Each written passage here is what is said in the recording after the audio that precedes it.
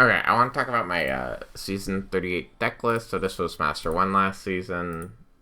Real quick, I can show you because, it's so difficult to hit Master 1 that you need, like, some proof that I hit it before. Um, and then, obviously, you're just going to have to trust me. I use this deck list. But why would I lie about it, I guess? Okay. This was just a blind second build I was using last season. I basically have ended up tweaking this for this season already. I've been playing a bit of a different deck list. But this is what I used last season. I think the difference between the two seasons isn't like terribly large. So I think this list could work this same season. Basically, I'm just gonna talk through the cards real quick. We're playing one Ray, one Rose, and Rhoda in order to get them. Obviously, you have to play all the alt art. If there's alt art of a deck, you have to play the alt art. That goes without saying. Raigeki and Harpies. These are boards clears that we can search. Harpies is good. I increasingly am of the opinion that it's just worth it to play Heavy Storm. So, like, I am playing Heavy Storm this season. And I've cut Raigeki because I think dealing with monsters on board is way easier than dealing with the back row.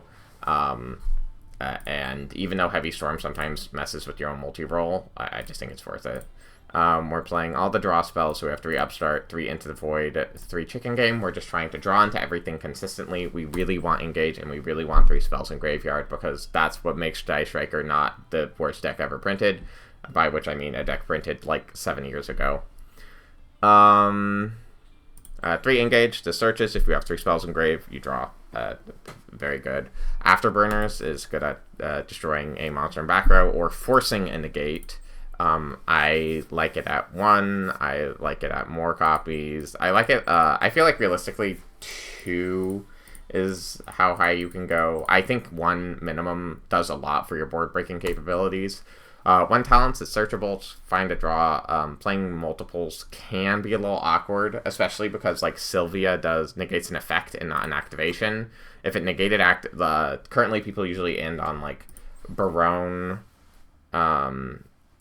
or Barone Sylvia, or Sylvia and Desiree. And Sylvia and Desiree in particular don't negate activations, which makes things a little awkward. Thrust. The search is for Engage. Sometimes you might need to search for Duster or Raigeki, but this search is for Engage.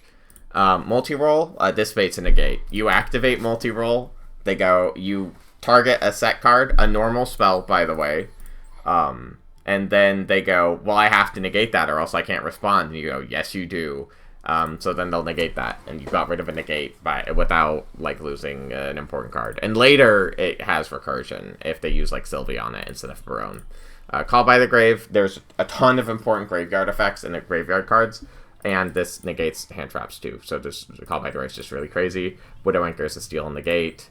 Only a steal if you have 3 spells in graveyard. This can be a steal from the graveyard, not very important. Banish from graveyard, very, very important, which is why we're playing 2. I think you could argue 3, but going second, the third one doesn't help you break boards. The first 2 also don't actually help you break boards, except for Promethean Princess. Getting Promethean Princess out of the graveyard can be very relevant if you only open with linkage, which, because we're playing so few copies of Ray, can be very relevant. Other times it can also be relevant if you summon something and they have, like, an Appaloosa on the field, for example, and you just didn't draw what you need to deal with Appaloosa, being able to get rid of Promethean Princess so that your Striker Link stick can be important. Droplet, this plays around Desiree like crazy, because if we read Desiree, you'll notice that it negates face-up cards on the field. And because it negates face-up cards on the field, you can Droplet send the card so it's not there for them to negate, and then if you change it to Desiree, they also can't meaningfully negate the Droplet. So Droplet's just really good. If you're looking for a different way to negate Desiree in particular, I would suggest Cosmic Cyclone. The other thing is, even if they negate the Droplet, you've already sent the card from the field, so the Desiree can't negate whatever they were trying to negate with it. Cyclone can sort of do this, but I think Cyclone's way less good than Droplet. You just gotta play Droplet. Linkage does what Droplet does, but it's way worse unless you're playing Kaina, which I currently did not make room for.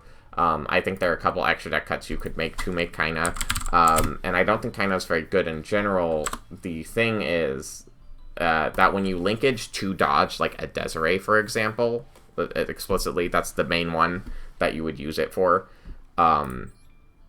You currently need to go into an extra deck monster whose effect you probably would like to activate, and if you have a Kaina, you can just go into Kaina for free. Let's do something like this. You can obviously only summon your Striker Links. You could cut a Hayate, you could cut Access Code, you could cut Azalea, Temperance. Don't cut Azalea. Azalea Temperance is cuttable, though. There are lots of ways to cut for it. But yeah, that's it. 2 Imperm to fill out the deck. And also hand traps. It's importantly Imperms because sometimes you need a thrust and they don't have a monster.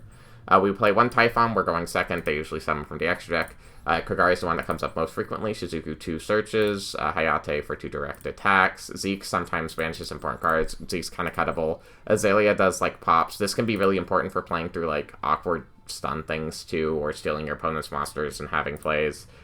Camellia is very cuttable in this list. You, like, almost never make Camellia, but also sometimes you can hypothetically steal monsters and need help getting on Striker names. More frequently, I had Azalea Temperance be the way I would get into Striker. Like, I'd steal, like, an elf and something else, and then I would be able to make it. Engage Zero, sometimes I've had it once in my entire time of playing since its release, be Raigeki. Access Code Talker can clear up awkward board states. So, that's it.